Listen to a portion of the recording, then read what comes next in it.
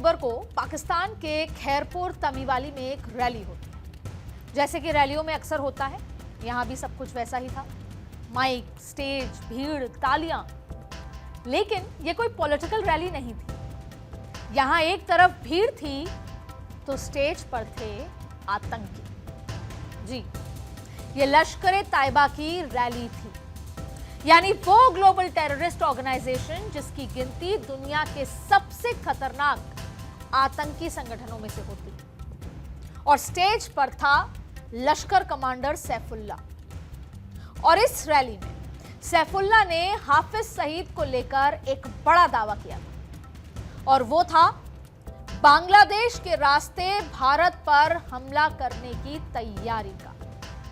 अच्छा, दरअसल अब ये जो ऑर्गेनाइजेशन है ये तैयारी कर रही है कि जो जम्मू कश्मीर वाला इलाका था, जहां से घुसपैठ की कोशिश होती थी, आतंकवाद इन्फिल्ट्रेशन की कोशिश होती थी, वो अब कहीं ना कहीं भारत के जो सैनिक है, फौज है, उससे रेस्ट्रिक्ट कर दिया। अब ऐसे में ये जो आतंकी संगठन है जो पाकिस्तान पाल रहा है, वो अब विकल्प ढूंढ रहे हैं, और विकल्प के नाम पे आता है बांग्लादेश।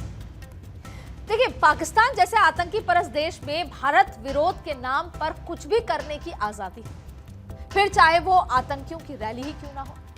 खैर, पाकिस्तान से आने वाली इन तस्वीरों और यहां होने वाले आतंकी जलसों से हमें अब कहीं ना कहीं आदत हो चुकी है। कोई चौंकाने वाली बात यह है, इसलिए उतनी हैरानी नहीं होती। लेकिन इस वीडियो में जिस तरह बांग्लादेश का जिक्र आया, उसने हर किसी को हैरान और परेशान कर दिया। वो सवाल जो बीते साल शेख हसीना के तख्ता पलट के बाद पूछे जाने लगे थे, अब जवाब की शक्ल में सिर उठाने लगे हैं और सामने खड़े हो गए। सवाल कि क्या वाकई बांग्लादेश पाकिस्तान और उसकी आईएसआई के लिए एक नया लॉन्च पैड में तब्दील हो रहा है? क्या ऑपरेशन सिंदूर के बाद सहमे आतंकी संगठन अब एलओसी की जगह एक नए ठिकाने की तलाश में है, और वो ठिकाना है बांग्लादेश, जो करीब 4000 किलोमीटर लंबा बांग्लादेश बॉर्डर है। अब उसको लॉन्च पैड की तरह पाकिस्तानी आतंकी संगठन इस्तेमाल करना चाहते हैं? ये तमाम सवाल। नमस्कार, मैं हूं अदिति नागर, आप देख रहे हैं पॉलिटिकल कॉर्नर, राजनीति के गलियारों से जुड़ा वो शो जहां खबर के हर पहलू से हम आपको रूबरू कराते हैं। लेकिन आज मैं आपको राजनीति की नहीं, राष्ट्रनीति की एक अलग तस्वीर दिखाऊंगी। राष्ट्रनीति इसलिए क्योंकि आज भारत के सामने एक नए किस्म का खतरा खड़ा हो गया है, और इससे निपटने के लिए, इससे लड़ने के लिए हम सबको एक राष्ट्र के रूप में एक मुट्ठी की तरह एकजुट होना होगा। और इसीलिए शायद हमें सजग रहना होगा, अलर्ट रहना होगा कि हमारे आसपास कहीं कुछ ऐसा तो नहीं जो हमारे लिए खतरा बन सकता है। और आपकी वही अलर्टनेस शायद कुछ अनहोनी होने से इस राष्ट्र को, इस राष्ट्र के 140 करोड़ लोगों को बचा सकती है। इसलिए हम सबको सजग रहना है। देखिए, राजनीति के एक बार को अगर उसको साइड में रखकर राष्ट्र को आगे रखना होगा, क्योंकि जिस तरीके के हालात हैं, ये खतरा है भारत के ईस्टर्न फ्रंट का। इस खतरे के बारे में बात करेंगे, लेकिन उससे पहले आपको वो वीडियो दिखाते हैं ताकि आप समझ सकें कि आखिर चल क्या रहा है। बांग्लादेश के अंदर अपने बाप की तरह, शेर की तरह भाड़ रहा है। वो कश्मीर की बात कर रहा है, वो फलस्तीन की बात कर रहा है। वो कहते हैं हाफिज सईद का राइट हैंड बांग्लादेश के अंदर आ गया है। अब बांग्लादेश के अंदर से वो हिंदुस्तान के अंदर आएंगे।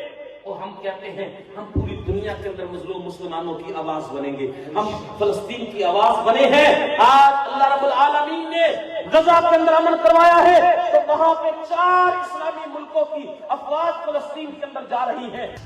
अब देखिए, इस वायरल वीडियो में लश्कर कमांडर सैफुल्ला ये बता रहा है कि हाफिज सईद किस तरह बांग्लादेश में भी युवाओं को भड़का रहा है, रेडिकलाइज कर रहा है, कट्टरपंथी की तरफ धकेल रहा है, ताकि उन्हें आतंकी ट्रेनिंग दी जा सके। उसने ये भी दावा किया कि उसका संगठन पहले से ही पूर्वी पाकिस्तान यानी बांग्लादेश में सक्रिय रहा है, और अब वो भारत को ऑपरेशन सिंदूर का जवाब देने के लिए तैयार कर रहा है। तो क्या वाकई बांग्लादेश आईएसआई और लश्कर जैसे आतंकी संगठनों के लिए नया लॉन्च पैड बन रहा है? और अगर जवाब हां है तो सबसे बड़ा सवाल यह कि आखिर बतौर देश हमारा जवाब क्या होगा। तो चलिए शुरू करते हैं और थोड़ा आपको मैं पीछे लेकर चलती हूं। दिन था 5 अगस्त 2024 का। बांग्लादेश में छात्र आंदोलन के नाम पर शेख हसीना सरकार का तख्ता पलट हो चुका था और ढाका की सड़कों पर क्रांति के नाम पर हिंसा और अराजकता का खुला जश्न मनाया जा रहा था। अनिश्चितता और आशंकाओं के बीच शेख हसीना भारत आ गई और बांग्लादेश की कमान पहुंच गई एक बुजुर्ग अर्थशास्त्री मोहम्मद यूनुस के पास। और उसके बाद अब तक मोहम्मद यूनुस एक कठपुतली की तरह अमेरिका से लेकर चीन और पाकिस्तान तक के हाथों में नाच रहे हैं। इस एक साल बांग्लादेश ने कुछ हासिल किया हो या नहीं किया, एक बहुत बड़ी चीज गंवा जरूर दी, और वो है इस्लामी मुल्क होने के बावजूद अपनी धर्मनिरपेक्ष पहचान। वो पहचान जिसे शेख मुजीब ने बड़ी शिद्दत और बड़े संघर्षों के साथ गढ़ा था और बाद में उनकी बेटी शेख हसीना भी उसे निभाती रही। किसी तरह इस पहचान को कट्टरपंथ के हाथों जाने से बचाती रही। लेकिन अब जबकि बांग्लादेश में पाकिस्तान से हाथ मिला लिए हैं, तो इस्लामिक कट्टरपंथ धीरे धीरे बांग्लादेश के इस पहचान को निगलता जा रहा है और इस गैप को भर रहे हैं हाफिज सईद जैसे आतंकी और पाकिस्तान की खुफिया एजेंसी आईएसआई। रही सही कसर पूरी कर रहे हैं बांग्लादेश में मौजूद रोहिंग्या शरणार्थी और दूसरे रोहिंग्या आतंकी संगठन। आईएसआई का रोहिंग्या संगठनों से गठजोड़ खुफिया रिपोर्ट्स में यह कहा जाता है कि पाकिस्तान की इंटर सर्विसेज इंटेलिजेंस यानी कि आईएसआई बांग्लादेश में पहले से ही active Arakan Rohingya salvation army यानी ARSA और कुछ दूसरे रोहिंग्या संगठनों के साथ गठजोड़ बना चुकी। फोर ब्रदर्स अलायंस नाम के इस ग्रुप में ARSA, रोहिंग्या सॉलिडेरिटी ऑर्गेनाइजेशन यानी RSO, इस्लामिक महाज और अराकान नेशनल डिफेंस फोर्स यानी ANDF जैसे ग्रुप्स पहले से ही शामिल। ये सारे नाम आपको बताने इसलिए जरूरी हैं कि अगर कहीं भी किसी भी व्हाट्सएप ग्रुप या किसी भी कम्युनिकेशन प्लेटफॉर्म पर आप ऐसी कोई भी बात सुने या समझें तो आपको ये पता हो कि आखिर ये चल क्या रहा है। देखिए, दरअसल पाकिस्तानी खुफिया एजेंसी इन लोकल जिहादी एलिमेंट्स और उनके नेटवर्क का इस्तेमाल कर ऐसे स्लीपर सेल्स तैयार करने की कोशिश कर रही हैं जो भारत के पूर्वोत्तर राज्यों के जरिए घुसपैठ कर सके, वहां की शांति और संवेदनशील संतुलन को डिस्टर्ब कर सके। इसी कड़ी आईएसआई ने रोहिंग्याओं के साथ गठजोड़ बनाना शुरू कर दिया। अब आप देखिए, ऐसे ऑपरेशंस में महिलाएं होती हैं, व्हाइट कॉलर लोग होते हैं। इससे जरूरी नहीं कि कोई 13 से 22 साल के लड़के को आप ब्रेन वॉश करके भेजेंगे, अब वो कोई भी हो सकता है। आईएसआई का रोहिंग्या संगठनों से गठजोड़, लेकिन बात सिर्फ रोहिंग्या संगठनों तक सीमित नहीं। आईएसआई की रहनुमाई में यहां लश्कर तैयबा यानी LET और अंसरुल्लाह बांग्ला टीम यानी ABT जैसे आतंकी संगठन भी एक्टिव कर दिए गए।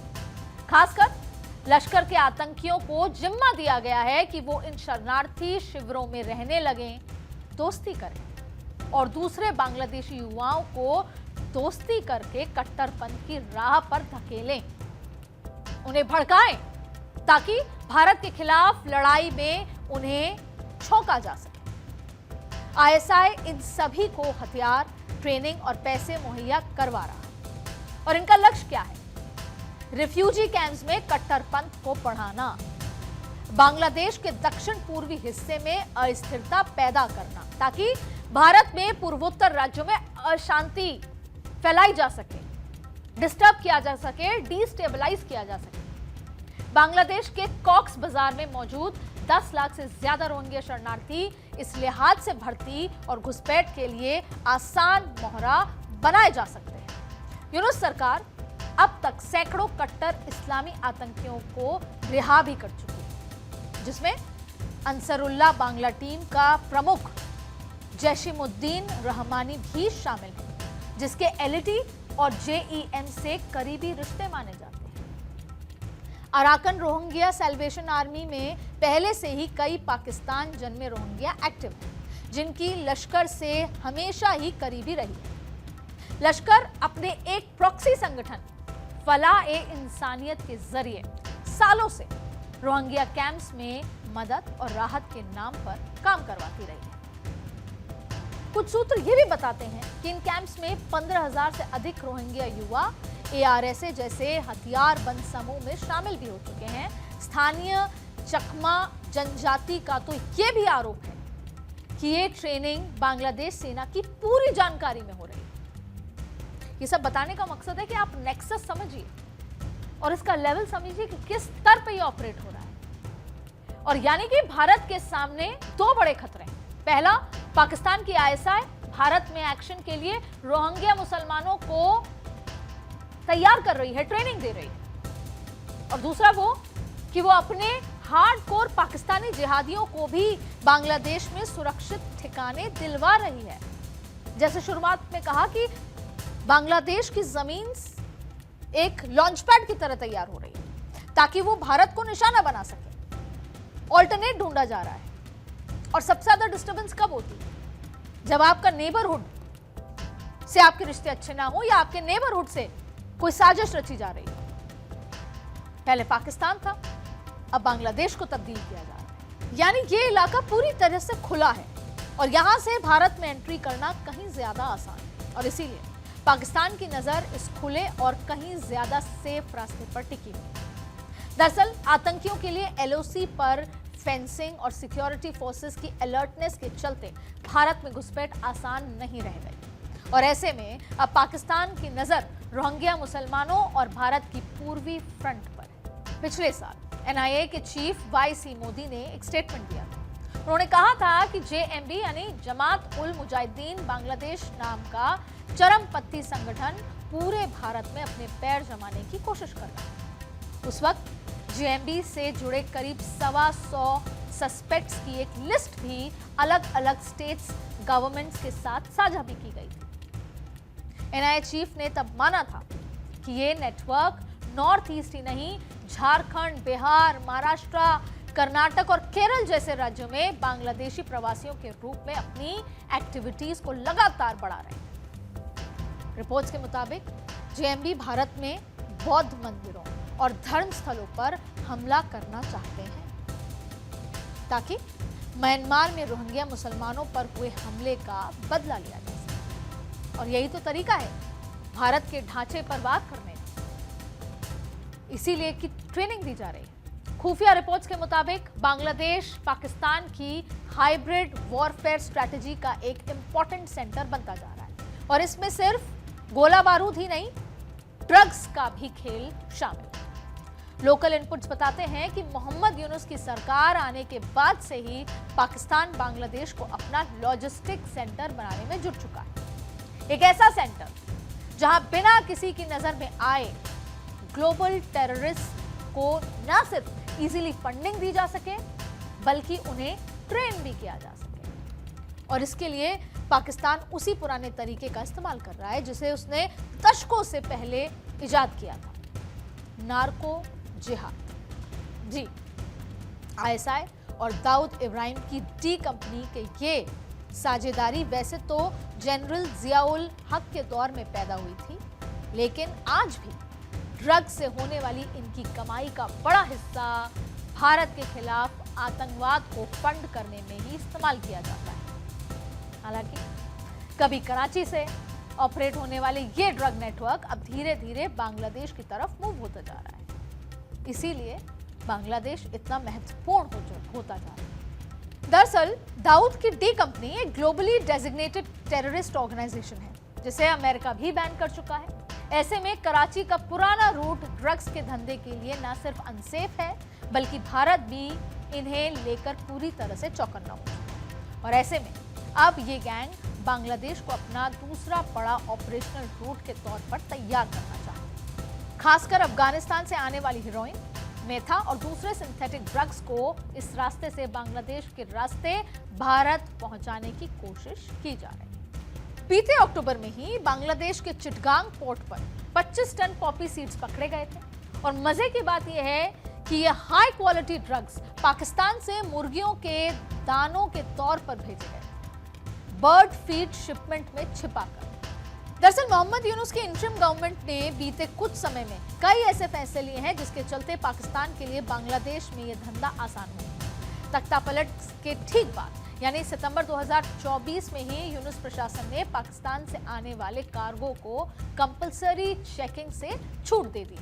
यानी अब पाकिस्तान के ज्यादातर कार्गो शिपमेंट बिना किसी जांच के ही बांग्लादेश में उतारे जा सकते हैं और पहुंचाए जा सकते हैं। इसी तरह दिसंबर 2024 में पाकिस्तानी नागरिकों की सुरक्षा जांच में भी ढील दे दी गई, जिससे न सिर्फ अवैध सामान बल्कि ऑपरेटिव्स और आतंकियों के लिए भी बेरोक-टोक बांग्लादेश आना जाना आसान हो सके। कई मीडिया रिपोर्ट्स बताती हैं कि डी कंपनी अब चटगांव और कॉक्स बाजार में बाकायदा लॉजिस्टिक्स हब डेवलप कर रही है, जहां से हवाला और रियल एस्टेट के जरिए पैसे घुमाए जा सके। यही नहीं, आईएसआई और डी कंपनी का ये network Myanmar based drug syndicate से भी अपने रिश्ते मजबूत बनाने में जुटा हुआ है, ताकि पहले से ही गोल्डन ट्रायंगल के नाम से मशहूर इस ड्रग कॉरिडोर में बांग्लादेश को भी झोंका जा सके। सीक्रेट इंटेलिजेंस रिपोर्ट्स ये भी बताती हैं कि ये सब पाकिस्तान की एक बड़ी रणनीति का हिस्सा है। दरअसल पाकिस्तान भारत को एक बड़े प्रॉक्सी वॉर में फंसाना चाहता है और बांग्लादेश का फ्रंट उसके लिए सबसे आसान रास्ता है। पाकिस्तान की लॉन्ग टर्म प्लानिंग है कि बांग्लादेश के रास्ते पूरे नॉर्थ ईस्टर्न रीजन को ड्रग और नशीली दवाइयों के जरिए पहले खोखला कर दिया जाए और फिर उससे होने वाली कमाई का इस्तेमाल इस इलाके में आतंकवाद को फैलाने के लिए किया जाए। दरअसल बांग्लादेश में ड्रग सिंडिकेट चलाने से पाकिस्तान के दो बड़े फायदे उसको मिलते हैं। पहला तो ये कि वो FATF जैसी संस्थाओं की डायरेक्ट नजर में आने से बच रहा है, और दूसरा ये कि वो इस धंधे से अरबों की कमाई कर रहा है और जिसका इस्तेमाल आखिरकार भारत के खिलाफ लड़ाई में ही किया जाएगा। और यही नहीं, पाकिस्तान चाहता है कि बांग्लादेश के कमोबेश सेक्युलर सामाजिक, रणनीतिक और सांस्कृतिक ढांचे को भी खत्म कर वहां हमेशा के लिए एक प्रो पाकिस्तानी कट्टरपंथी शासन स्टैब्लिश किया जा सके, जो मजहब के नाम पर पाकिस्तान की बी टीम के तौर पर काम करे। इसके लिए पाकिस्तान ने बाकायदा ढाका में अपनी आईएसआई का एक सेल तक स्टैब्लिश कर दिया है। एक न्यूज रिपोर्ट के मुताबिक आईएसआई सेल पाकिस्तान के chairman of joint chief of staff committee general Sahir Shamshad Mirza के ढाका दौरे के बाद बनाया गया। अपने 4 दिन के इस ढाका दौरे के दौरान मिर्जा ने इंटरिम गवर्नमेंट के चीफ एडवाइजर मोहम्मद यूनुस और बांग्लादेश की आर्मी, नेवी और एयरफोर्स के चीफ से मुलाकात की। सोर्सेस के मुताबिक पाकिस्तान से आए इस डेलीगेशन में कुल 8 लोग शामिल थे, जिसमें जनरल मिर्जा के अलावा मेजर जनरल रैंक का एक सीनियर आईएसआई अधिकारी भी शामिल थे। इसके अलावा पाकिस्तान एयरफोर्स और नेवी के लिए लोग भी इस डेलीगेशन में हिस्सा थे।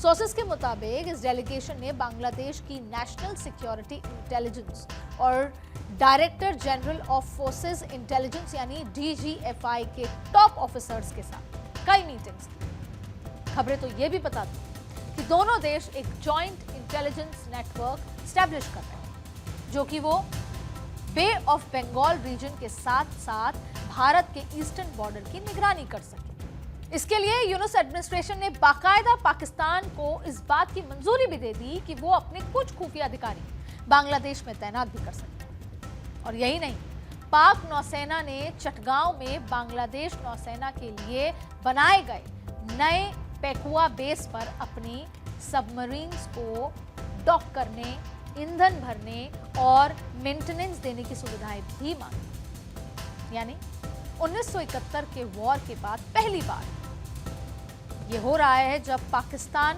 बंगाल की खाड़ी में ऐसी दिलचस्पी दिखा रहा है। जाहिर है ये एक तरफा गेम नहीं। एक्सेस और सपोर्ट के बदले पाकिस्तान ने भी बांग्लादेश को कई लॉलीपॉप दिए, जिसमें सबसे अहम है बांग्लादेश की सेना को ट्रेनिंग। पाकिस्तान ने वादा किया है कि वो बांग्लादेश की सेना को ना सिर्फ ट्रेन करेगा बल्कि उन्हें गोला बारूद भी सप्लाई करेगा, आर्टिलरी सिस्टम भी प्रोवाइड कराएगा। और यही नहीं, ढाका ने पाकिस्तान से JF-17 थंडर फाइटर जेट और फतह सीरीज की मिसाइल्स खरीदने में भी दिलचस्पी दिखाई। ये फाइटर जेट वैसे तो पाकिस्तान को चाइना से मिले हैं, लेकिन टेक्नोलॉजी ट्रांसफर के तहत पाकिस्तान खुद भी इनकी असेंबलिंग और लाइसेंस प्रोडक्शन कर सकता है। सूत्रों के अनुसार दोनों पक्ष एक ऐसे सैन्य समझौते पे भी विचार कर रहे हैं जैसा पाकिस्तान ने हाल ही में सऊदी अरब के साथ किया है, ताकि बांग्लादेश को भी पाकिस्तान की न्यूक्लियर शील्ड का फायदा मिल सके। अब अगर ऐसी कोई डील होती है तो इन फ्यूचर भारतीय सेना को 2 फ्रंट वॉर के लिए पूरी तरीके से तैयार रहना होगा, लेकिन उससे पहले खतरा है 2 फ्रंट कोवर्ट एक्शन का। जाहिर है कभी भारत का करीबी दोस्त रहा बांग्लादेश बदल रहा है और उसके साथ ये पूरा इलाका भी बदलाव की आहट महसूस कर रहा है। यूनुस के करीबी मेजर जनरल फजलुर रहमान तो बांग्लादेश को पूर्वोत्तर पर कब्जे का आइडिया तक दे चुके हैं। उन्होंने कहा था कि अगर भारत पाकिस्तान युद्ध होता है तो बांग्लादेश को भारत का पूर्वोत्तर क्षेत्र कब्जा कर लेना चाहिए। जाहिर है भारत को समय रहते ही इनसे निपटना होगा, लेकिन कैसे? क्या सिर्फ डिप्लोमेटिक कदम काफी होंगे? तो जवाब है नहीं। और शायद इसलिए भारत भी लगातार तैयारियों में जुटा है। पूरे नॉर्थ ईस्ट में निगरानी बढ़ाई जा चुकी है, सीमा पार हो रही एक्टिविटीज पर कड़ी नजर है और सेना ने भी इस इलाकों में कई एक्सरसाइज कर अपनी मौजूदगी दर्ज भी करवा दी। लेकिन यह भी जाहिर है कि इतना काफी नहीं होगा और भारत को समय रहते अपने कार्ड्स चलने पड़ेंगे और शायद उनमें से कुछ तो चले भी जा चुके। नमस्कार, आज पॉलिटिकल कॉरिडोर में बस इतना ही। देश दुनिया की बाकी खबरों के लिए बने रहिए भारत में।